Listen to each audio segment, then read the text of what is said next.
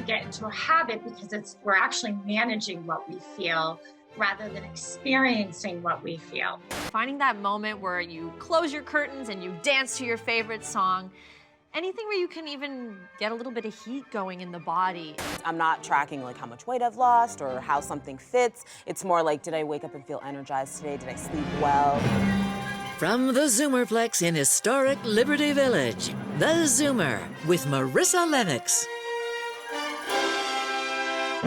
Welcome to the Zoomer. I'm Marissa Lennox. We all get off track with healthy habits from time to time, especially in times of insecurity or stress. After I had my children, something had to give, and I gave up on eating well in exchange for quick and unhealthy alternatives. Exercise also took a back seat, but that was until I took steps to prioritize it in my life, whatever the reason. Today, we're urging you to join the journey toward a healthier lifestyle. But before we dive in, let's tee up the topic. You can rattle off your cell phone number and social insurance number, but what about the numbers that add up to good health? Here are 4 types of numbers everyone should know. 1. Blood pressure. A normal range, under 120, over 80. 2. Cholesterol levels. Less than 5.2 millimoles per liter is ideal for total cholesterol. More than 6.2 is high. 3. Blood sugar level. Anywhere between 3.5 and 7.8 millimoles per liter, depending on when you last ate. And 4. Body mass index. According to the guidelines, healthy weight is a BMI between 18.5 and 24.9. Bottom line, when it comes to your health, knowledge is power. All right, let's start with some easy steps to sort of kickstart the process of getting back to a healthy routine. Bianca, I'll start with you. What is it that motivates you to get up in the morning and maintain a healthy lifestyle? I feel like how I feel has really begun to supersede how I look. And I think before I would get up and I would exercise and I would eat right on the basis of wanting to like look a certain way. And now I do things based on how I feel. So I think that has been way better in terms of the long term for me because I'm not tracking like how much weight I've lost or how something fits. It's more like, did I wake up and feel energized today? Did I sleep well? You know, those kind of metrics. So I think that's where I'm sort of starting to grade my health. It's so true. When I switched to a paleo diet, I did it for about a month. It was a tough diet to maintain, but I did it because it made me feel so good. It had nothing to do with losing weight and nothing about that. I felt good when I was on it, probably because I wasn't consuming all those carbohydrates and sugar and whatnot. But Angelica, how about you? It's the dead of winter, it's cold. I mean, obviously it's the spring now, but in the dead of winter perhaps, or when it's cold outside and maybe you're stressed or anxious about things in your life, what is it that motivates you? Well, exercise can combat stress and anxiety, even doing 15 minutes to a half an hour a day. Finding that moment where you close your curtains and you dance to your favorite song. Anything where you can even get a little bit of heat going in the body, it totally alleviates those symptoms of anxiety and depression, especially in those winter months when we don't have vitamin D or any sunshine here in North America. So I find what motivates me is, again, feeling. I'm doing things because it helps me feel better. Finding the way to integrate vegetables into my diet and get that exercise first thing in the morning really improves my quality of life throughout the day. It's so true. Sherry-Anna, you know, we often make decisions based on habit. I mean, arguably a majority of our decisions that we make daily are based on habit. You know, what you eat, the first thing you do when you get up in the morning, for me, it's a cup of coffee, you know, and what you eat. But sometimes those habits are bad for us. How do you break that cycle? Well, habits, you break the cycle through feeling, what everybody is talking about here, that sometimes we get into a habit because we're actually managing what we feel rather than experiencing what we feel. So a habit can be that I check my phone first thing in the morning, and it's just a habit, right? And that could just be the way I manage the anxiety around all the things that I have to do for the day. So just as everyone's pointing out that they're choosing to feel more is right in alignment with how you would begin to break a habit, is really tuning in. Okay, why am I checking my phone? Am I managing something? And is there something I'm avoiding feeling? Oh, I like that so much. Michelle, how about you? I have to agree with everyone else about having that feeling. Like when I changed my life to really edit my life in my home, it gave me a chance to really look at everything else. It gave me more time to do the things that I love, and I chose joy. So every day when I wake up, I fix my bed. That's a simple thing that you can do to feel good. Like, I'm gonna start my day by fixing my bed. And you just know that the environment just plays a big part in how you feel. So just that simple thing every day, and then I can do what I need to do. Besides work, I love to make time for yoga. I have time to do what I want, and I always choose joy. Oh, I love that so much. All right, quick break. When we come back, a detox for your mind. You would eat this, so we're gonna do that on the bread. Oh, you can do it on bread? Yes. So if this was just regular white bread, I would say no. But because it's sourdough, or if you wanted to use rye, it would be perfect.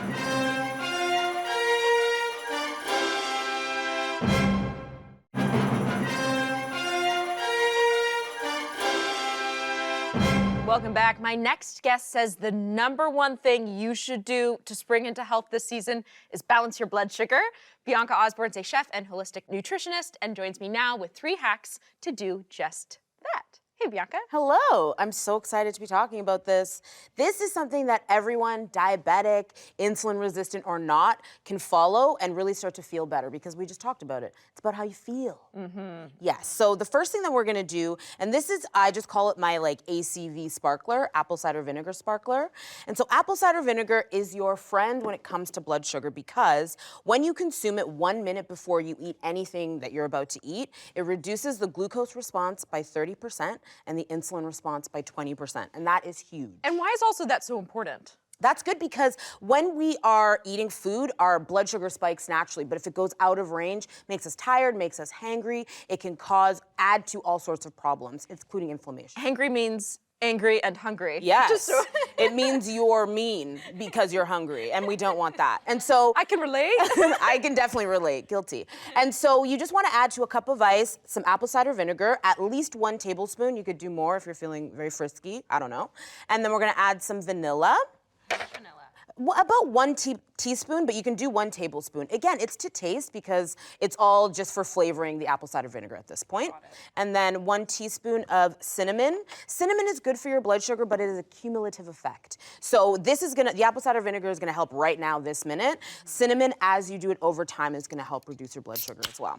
So you just pour that over, just like that. I have, in a previous life, taken shots of apple cider vinegar. I thought it was good for you. Oh, it is. Well, it doesn't taste very good. No, it tastes awful. Is this for me? Yes. Give it a little whirl and then give it a sip.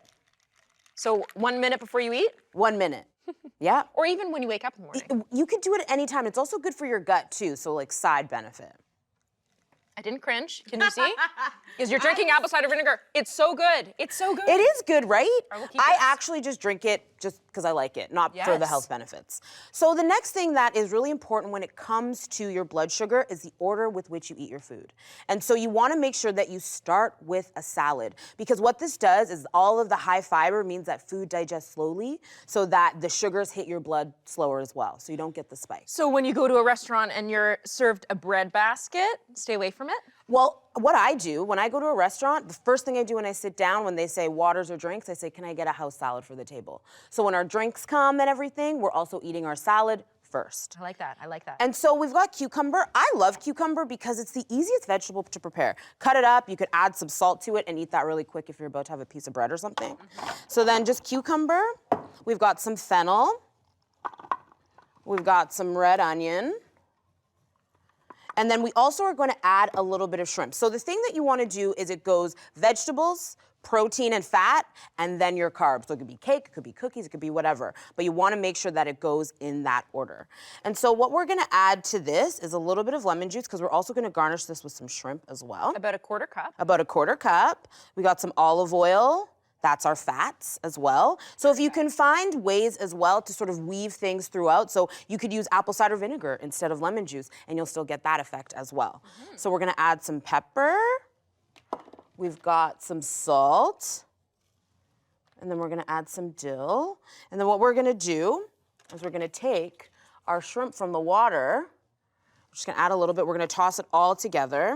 Now, what this is really great to do, you could make this like open-faced sandwich, because talking about bread is not off limits if you have blood sugar problems, but you want to be selective with the bread that you choose. Now, you've selected sourdough, and what's interesting is when I was on my paleo diet months ago, sourdough was the one type of bread I could eat. Yes. Why is that? It's because the fermentation process does something to our glucose response, so it is less, and then also the second best bread is rye. And so when you toss that all up, so you would eat this, so we're gonna do that on the bread. Oh, you can do it on bread? Yes. So if this was just regular white bread, I would say no. But because it's sourdough, or if you wanted to use rye, it would be perfect. And then another thing that I also just wanted to mention is that balance is essential at all stages. So if you are a person that wakes up in the middle of the night to go to the bathroom every night, it's not your bladder, it's your blood sugar. And so you should be eating something before bed that has carbs, that has a little bit of fat, and that has a little bit of protein. So something like chia seeds with a little bit of yogurt and maybe like some blueberries will cover all those bases, so you'll sleep through the night. It's a little bit sweet too, so it'll satisfy Yes, that desire you totally. have for sweets right before you head to bed. And then just finishing it with a little bit of dill. And then butter is good. Don't forget about fats. I think a lot of people, they get into the habit of thinking that, you know, fat is not good for you or something, but fat is actually really good for your blood sugar. It helps things digest slower. All right, thank you, Bianca. Stick around, we'll be right back. Don't go away. It's deceptively challenging because you want to remain lifted with good posture. So it's very easy to slouch.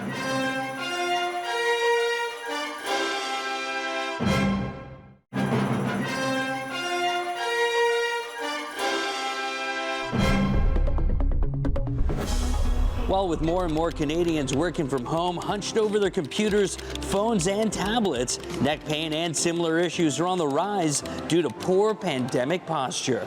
And while there are dozens of devices out there that promise to help straighten things out literally, from back braces to app-enabled devices that give you a gentle vibration when you start slouching.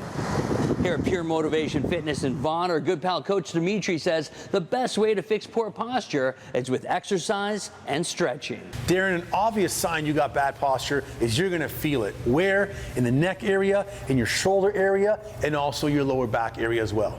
Now, one of the best ways to assess it using a wall is doing a standing wall arm slide assessment. Elbows flat to the wall, palms flat to the wall, and all you want to do is drive your arms up as high as you can go, keeping all 3 points in contact with the wall. Elbow, shoulder, forearm, and your wrist. If you can do this exercise without having anything pop off the wall, that's a sign of poor posture. To perform the first exercise, you want to have your feet planted on the floor, sit at the edge of your seat, and simply perform the letter A with your arms externally rotating and holding. You want to squeeze your shoulder blades together and hold for 5 seconds. Come back and release. You'll perform that 3 times. The second exercise is the letter T. Similar fashion, feet flat, sitting at the edge of your seat, arms up to the side of your body this time, and retract back and hold. 5-second hold, and then release. You're doing that 3 to 5 times. And you're gonna pull back as well, squeezing all the shoulder muscles in there. I can feel that stretch for sure, Coach. There you go. So you're working, stretching the chest, and you're squeezing the shoulder blades as well. The last exercise is the letter W. You're gonna have your elbows right to the side of your body. You're gonna retract out, and again, really squeezing your shoulder blades together, holding for 5 seconds, and then releasing. These can be performed anywhere you are. Most importantly, sitting in a chair daily at your desk. And remember, you don't need a state-of-the-art gym in order to get a great workout. All you need to do is change the channel to the channel that changes you. One TV, the nation's Get Fit station, for a wide variety of classes you can do from the comfort of your own home. Welcome back. Are you looking for a fitness routine that you can do right from your chair? I am. Angelica Scaniura is here. You might know her. Do you know her? I think you might know her. She has 3 fitness shows on our sister station, One TV, and a health and wellness expert in your own right. You're also doing a new project right here in this space. It's called your apartment. Not my apartment, your apartment. Yeah. Tell me about it. It's called Angelica's Daily Surprise. I'm basically inviting you into my vibrant lifestyle in my apartment, which was designed by people with much better taste than me, mind you. And basically it's fresh, fun fitness content, cooking, and everything in between. I'm inviting compelling guests and distinguished artists, and we basically hang out, and you never know what it's going to be. You don't know who's going to drop by, but one thing's for sure, it's daily and it's a surprise. And where can people find it? It's going to be on its own app, so angelica.tv. All right, well, looking forward to that. But in the meantime, we're looking for, ab and arm exercises that we can do straight from our chair. Let's say you've injured your knees, or you have some mobility challenges, or maybe you're just at the office and you want to do a couple exercises while you're on that conference call. What should we do? Yes, so we're gonna get seated. Now, by no means does this mean this is gonna be easy, right? That's the one deceptive thing about seated workouts, is that they're easy and you can slack off. You know what, in some ways they can be harder. Yes. Especially when it comes to your abs. You're about to find out. We're gonna do arms and abs, my two favorites. We're not dealing with the junk in your trunk, even though you dealt with the junk in your drawer today. So we're just gonna take our weights. I like that. And we're gonna start off by bringing the elbows into the body, closing the weights in. We're going to open 1, lift the elbows, 2, lift the hands, 3, extend, 4, bring it down, 5, rotate, 6, pull it in, 7, close it up, 8. Now, these are 5-pound weights we're doing. Yes, I recommend 5 to 8, and maybe even 2 pounds. Can't even imagine 8. This might be a little tough. Oh yeah, that's if you're super hardcore and have mastered this, right? Because it's hard to keep the elbows lifted when you've got a heavy weight. So I recommend doing this for 30 seconds. This is tough. I can already feel my arms. You can feel that burn. Let's do one more. Up, nice and tall, focusing on posture. Rotate down, squeeze it in. We're getting lats, deltoids, biceps with this one. Good, let's move on. I'm gonna take my right leg forward. I'm gonna lean back a little bit, and I'm just going to start pumping those arms like you're running. So I feel this in my, is that tricep? Yes. Yes. Good. Keep the abdominal engaged. And this is also cardio. Yes. All right. Seated cardio. Who'd have thought, huh? Who'd have thought? Good. So this is another 30 seconds. That's the thing about weights, is weights is actually cardio. Yes. You don't need the weights at all either. You can do them without weights as well. That's always an option. You don't need to get on a treadmill and run your heart out. Yes. Good. And now, let's drop the weights for a second. If you don't have weights at home and you want to tone up your arms, you slide to the edge of the chair, lean back, fingertips facing towards your bottom, and you're just going to lift the hips off the chair. This can be good enough for you, or if you want an added challenge, you do a little tricep dip, keeping the abs engaged, pushing up. You always look much more glamorous than me when I do these exercises, Angelica. You know what? I've seen myself exercising on TV for so long. At this point, I'm like, keep your chin lifted. Keep everything lifted. So let's get back on here before my folding chair betrays me. Yes, Good. and my arms give out. They're starting to burn. Burn. Yes, so those are some arm exercises. I actually have one more bonus one here. If you like working the forearms, lean forward, grab your weights, and you're just lifting the hands here. So we're getting the forearms, especially if you're typing at a computer all day. Mm-hmm. What would this be good for, I guess? This is good for preventing carpal tunnel syndrome, and it strengthens the forearms, which is great for grip strength. You don't think to strengthen this muscle. No, you really don't. We're always focused on the bigger muscles, the biceps, but this is good for the forearms as well, those tiny little ones. All right, let's drop that. So you've got 4 excellent arm exercises. Now we're gonna do 3 abdominal chair exercises. So you're gonna lean back, shuffle, scoot your bottom to the edge of your chair, and you're just gonna see what happens when you lift one leg and then the other leg. Hang on tight. Yep. So you don't fall. And you want your toes to be in line with your knees, and then reach the arms out here. And then if you want, you can lift the shoulders off the back of the chair. So you always have that safety. See? If you can. You shake, right? It really gets you right away. Oh, how long should you be holding this for? These are 30 seconds. All of these are 30 seconds. This one's tough. Yeah, so let's Actually, pretend they've we all did been that. tough. Has it been 30 seconds This yet? one's my favorite. So I'm in the middle of my chair. I'm sitting up tall, hands behind the head, And I start off by lifting my knees up one at a time. This was a move I did on 22-minute workout. And it's deceptively challenging because you want to remain lifted with good posture. So it's very easy to slouch. Okay. And then all of a sudden the work gets taken out of the abs. So you need to keep your spine straight. Yes, so this is great for posture as well. Good posture equals strong core and vice versa. This is one of those ones I think that can be quite deceiving because you might not feel it in this moment. You'll feel it tomorrow. Yes, you'll feel it tomorrow. So if you want to move beyond that, you can add a twist. So opposite elbow to the knee. Yeah. Good. Now, another thing is you don't need to physically touch the elbow to the knee. You just want that thought of doing that, right? That's a little bit easier, Yeah. but it's still tough. But still tough. That's the sound of hard work. I like it. So once again, 30 seconds. The reason why I give time constraints instead of reps is so that people don't go 5, 4, 3, and then you compromise the quality of the movement. If we have time for one more, scooch it down once again, pull those knees in, and you're doing little kickouts. Yeah, little bicycles. You can do this on the ground. Yes. I don't know which is harder, I don't know which one's harder. Drop those shoulders. Yeah, it's like, Okay, drop your shoulders. you're a giraffe, long neck. Long neck. Again, right? this is one of those ones. You look like a gazelle, and I look like I've had a lot of practice. All right, Angelica, thank you. We'll be right back. Don't go away. An emotional detox is a mindset, and it's based on 3 core principles. The first is that all your emotions matter, all of them.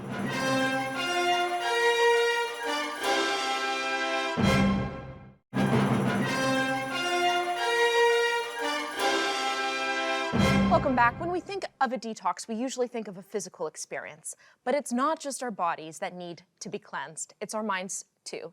Shariana, you're a psychologist, you're the author of 9 books, and you're an emotional detox coach. So let's jump right in. What is an emotional detox? Well, an emotional detox is a mindset, and it's based on 3 core principles. The first is that all your emotions matter, all of them. Processing them matters more. The second core principle is all your emotions are good, all of them, so long as they're processed. That means the guilt, the shame, the fear, the anxiety, they're all good so long as you process them. And then the third core principle of an emotional detox is that we're actually not getting rid of your emotions, we're getting to them. So what we're removing are your reactions, the ways you suppress and repress what you feel. So you don't subscribe to this belief that think happy thoughts and therefore happiness will follow, or think positive and good health will follow. You think all emotions, good, bad, what have you, are good for you. I think we have to be mindful about what we're doing when we decide that we're going to choose to have a positive thought, because what can happen sometimes is we can actually override a feeling. So for example, I don't know if you've ever been around someone and somebody's grumpy, and then the person that you're with is like, it's a beautiful day, why are you grumpy? What's the matter with you, right? It's a beautiful day. So this is overriding an emotion. It's an opportunity to feel something, and then let the positive thoughts come naturally, because they will once the emotions are processed. So what is involved in a cleanse then? Take us through that. So the cleanse is the process. The emotional detox is the mindset. The cleanse is the 7-step process. So when I use the term cleanse, it's an acronym for the 7 steps. They're all mindful in nature that you take yourself through for an emotional detox. So it starts at the C and it ends at the E. And the key is what we're moving from coping, right? So a lot of people have been coping for the last couple of years. We've been coping with COVID. We've been coping with finances and changes in our routines. And I say now it's time to move into processing. So with processing means practice. So it's a shift from coping to processing, which involves taking on a practice, a daily practice. And I'm suggesting cleanse. So let's go through maybe some of the exercises that you can, that people can start with. I mean, I think this is the first part of the process of cleanse, but take us through maybe some of those exercises that our audience can take away. Sure. So the first step of the cleanse is called clear reactivity. And what that means is that you have to reset your body every single day for feeling. You actually have to prepare it to feel, because very often we can wake up and fight, flight, freeze, or fix response. So I want to adjust my body on a daily basis. I can do that through a neck stretch, which be dropping the right ear to the right shoulder. And I like to take the left hand on the opposite shoulder, because now I'm rewiring my brain and changing my perception. Then it's important to bring your gaze down, because when the gaze is down, it takes you out of that fight, flight, or freeze response. And then, of course, you're going to do the other side. So that's one way, that simple stretch of the neck, crossing the midline for the brain, that you can begin to tone your vagus nerve, that clear reactivity. The other thing is breathing. Breathing is so helpful, but a lot of people are breathing up here. They're in that fight or flight. So one really simple way to kind of bring that breath down lower is to take your hands, put your thumbs inside, wrap your fingers around like a baby, and then put it down on your lap. And then have your gaze down, and you'll find that the breath will drop into that lower belly a little bit more. And so when you inhale, you're more apt to inflate that lower belly. The other interesting thing, which is interesting coming as we're moving through COVID, believe it or not, one of the biggest ways and easiest ways to tone your vagus nerve is hugging, right? And I know we've all been encouraged to stay away from each other, right? And holding a hug. So if you're worried about your children, you want to help them reset themselves. They're going through transitions and all sorts of changes. Give them a hug, give them more often than usual, and really hold them. And that, believe it or not, tones your vagus nerve. Michelle, you came in today, right? And you said, I know. Air hug, Air hug. air hug, right? Because I think we've been afraid to do that. And so I love that advice. Angelica, your thoughts? I think that's great. I also think the act of like touching yourself when you're stretching and helping yourself stretch is very soothing. Mm-hmm. Touching yourself is a good thing in that way, There are so many things I can relate. I wake up first thing in the morning, I go, inflation, and that's the first thing that comes into my head. So it's like, don't have your phone be the first thing you check in the morning. Have that hot water. Don't be coffee the first thing that hits your system in the morning. Have your water. Have your hot water. It's these like mini rituals that can make a huge difference. All right, well, to find out more about an emotional detox, check out Sherry Anna Boyle's latest release, Emotional Detox, now. We'll be right back. Put things vertical so you can see things easily, and having your umbrellas, have a home. That's the key thing, having a home for everything.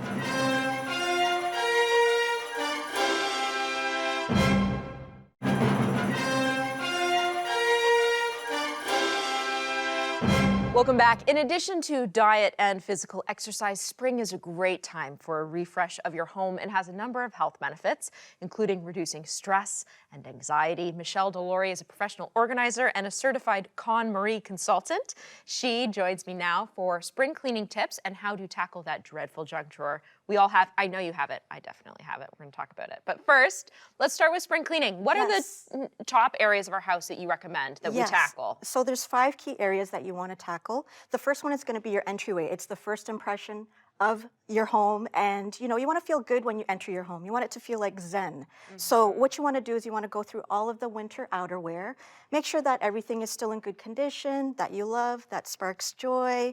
That's a Marie Kondo reference.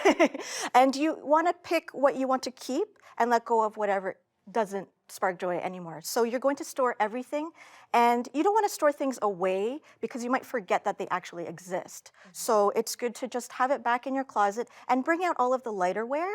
all of your, lighter jackets, your umbrellas, your lighter hats. And before you bring them back, you want to give it a good wipe down. That's where the spring cleaning comes in. Sure. And then you deal with bringing the stuff back. So, just containing things, keeping it minimal. I like to put things vertical so you can see things easily. And having your umbrellas, have a home. That's the key thing. Having a home for everything so that when you come home, they go somewhere. Shoes is a big one for me. You walk in my front hallway and I have 2 kids and a husband who love shoes, and then there are my shoes. So I mean, you can imagine. Yeah, it can get crazy, but you do need to keep just the everyday shoes out there and store everything else. And keeping them organized in their place. I mean, I think that's a good piece of advice. Everything should have a home. Everything should have a home, exactly. That's correct. All right, so in addition to the mudroom, what are some of the other spaces? So the second area is, of course, the bedroom. And, you want to make sure that you can actually sleep in your room. And if it's cluttered, then that will affect you actually getting any sleep. So you're going to do a wardrobe edit. So take everything out from either the closet or the dresser. If that's too overwhelming, just stick to one thing. So it's either the dresser or the closet. Or the underwear drawer. The Or underwear just deal with drawer. the underwear drawer. It's just full of underwear and socks. So that's when you need to do a really good edit and just, again, make sure that everything is still in good condition. But I always say, make sure it still sparks joy. I also like if you fold it up like that, if you roll it up, you can see as opposed to just a pile of Exactly, underwear. yes. The vertical file fold is the best thing to do in your drawers. So you can find anything. It's space saving. And it just looks much better. You could even take this and stick it in your drawer. Yes, this is definitely great to put in a drawer, and yeah, it's just so much space saving. Helps to organize. Okay, next space. Next is the bathroom. So the bathroom, you have a lot of product in there. You might have it on the counters, you might have it underneath, but if it's on the counter, you want to make sure you can actually clean it. So you want to take everything out, go through each product, and check the back. Check where there's an expiry date, because everything has a shelf life. So you're so true. I bet if people went through their toiletry drawers, they would be able to toss at least a third of the products in there. Yes. And I mean, it might not necessarily spark joy, but when it's not good for your skin. Sunscreen has expiry date. Exactly, yes. Look. So what you want to do is get rid of everything that's no longer good, and then, be more mindful about what you bring into the home when you're shopping for skincare products or hair care or whatever, and really think is this something that I want to use? Because people tend to buy more stuff, and then maybe it's not going to suit their skin, suit their hair, and then it gets bad. And, it's just not worth wasting that money. Good advice. Yeah, bring things back into something like this, a nice container, take things out of their boxes. Okay.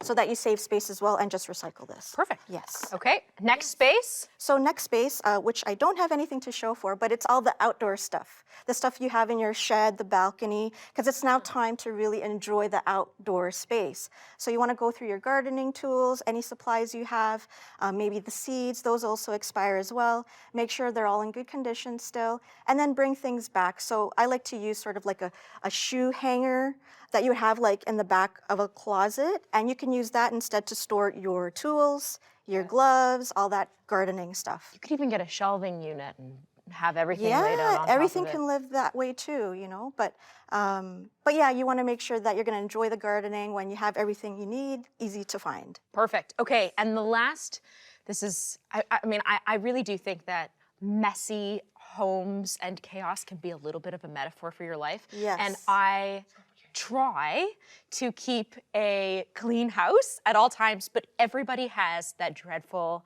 junk drawer. I have mine. I brought it in today. Daria, come on in. Can you bring it up? All right, let's prop this up just like that so everybody can see. So this is my junk drawer. And as I said, I'm generally a very organized person, but this drawer, it really does get out of hand sometimes. When you live with other people, it's just the place where you're going to throw things into and hide it away. So it's very common, and it's not your fault. You have a family and things get busy. There are 4 hairbrushes in here. What do I need 4 hairbrushes for? What am I thinking? You're brushing your own hair, your kids' hair, and it goes in there right away. So we're going to take everything out. Okay, I can help you with that. Look, I've got masks. Yes. So the books will probably go back into your bookshelf. Yep. Yes. Look, I have a Zoomer magazine. Zoomer magazine. Yes, I know that magazine. So I'll put that with all of the books. This is my daughter's portrait book. Okay, let's look at that. Oh, okay. Adorable. All right, look how cute. Look how cute she is. I love that. Oh, she's so cute. I see Valentine's cards.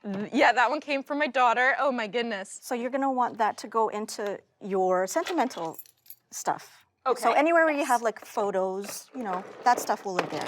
Okay, let's take everything out. This is a Some mess. bathroom items live here, but maybe you want to get them, you know, for quick access from the junk drawer.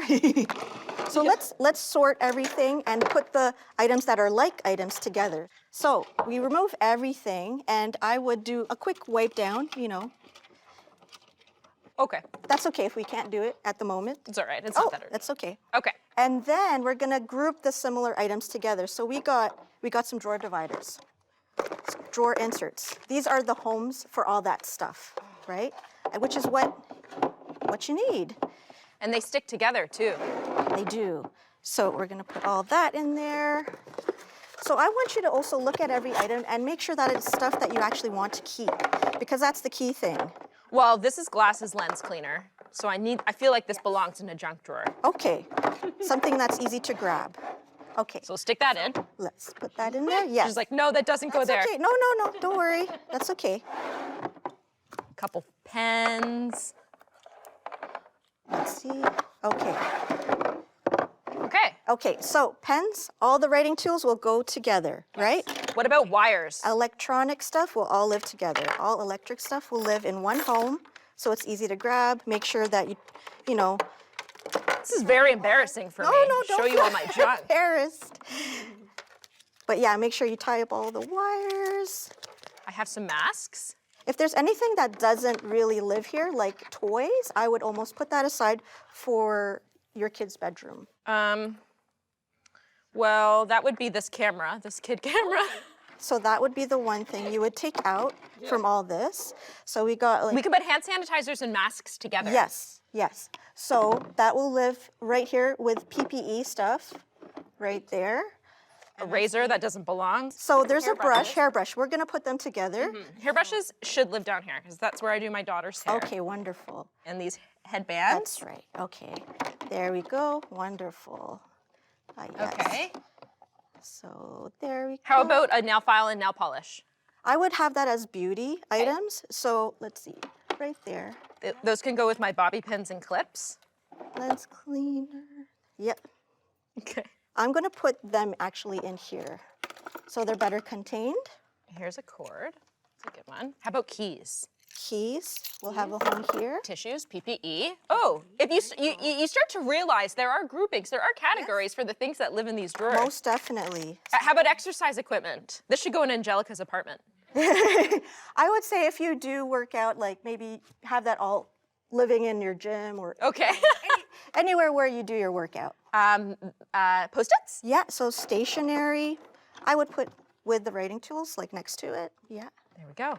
Okay, a So, bunch of this yeah, stuff so doesn't you can really see where belong. the categories are appearing now, Yes, right? And then this stuff would live somewhere else. So you got toys, go in the toy section.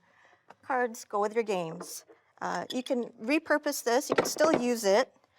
We got still some paper clips. Everything has a home now. Perfect. Yes. Thank you, Michelle. All right, that looks a lot more organized. And make sure you label them as well. So I started labeling, and yeah, that'll just really give it that home that it needs. Fantastic. All right, thank you. When we come back, final thoughts from our panelists. That's next.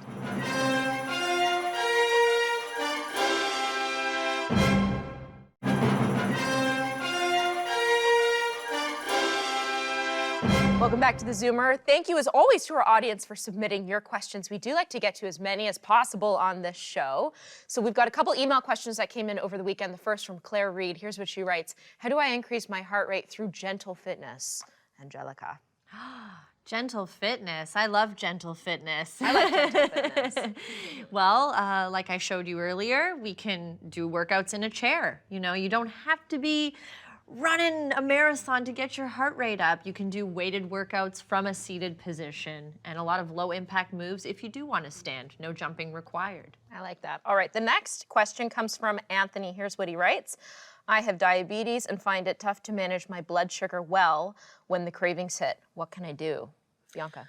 Well, all of the hacks that I shared, so like the apple cider vinegar drink and eating the salad first, what that will do over time is help to reduce the cravings that you have.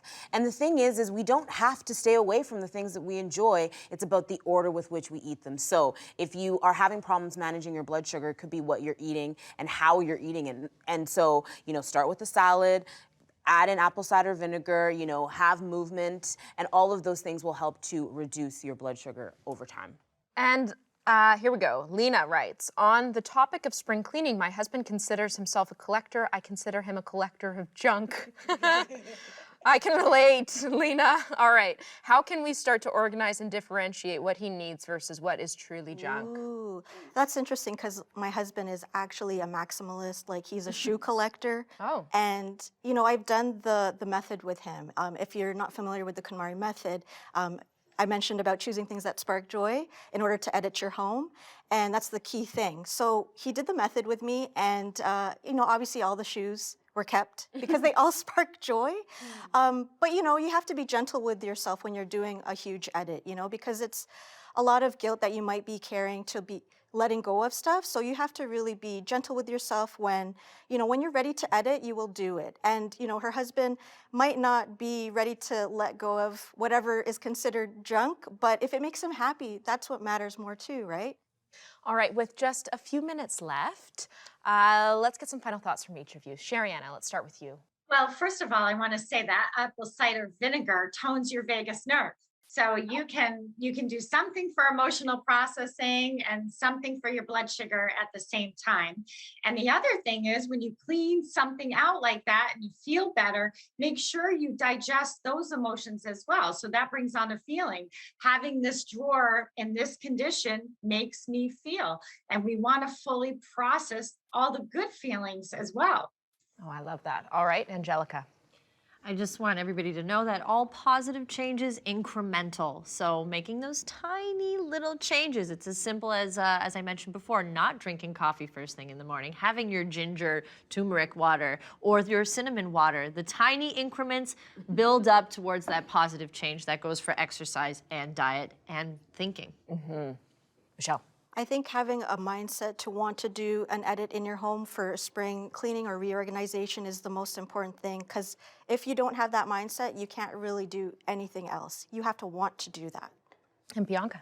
Well, echo the same sentiment as it's incrementally. So, managing your blood sugar and making those shifts, it can happen with small changes, eating the salad first, apple cider vinegar. So it doesn't mean you need to rearrange your life all today. It can be small things that happen over time and you'll start to feel better. All right, that's it for time. Thank you to my experts and of course for you at home watching. It's great having you and thank you for tuning in. We'll see you soon. Now it's time to zoom out.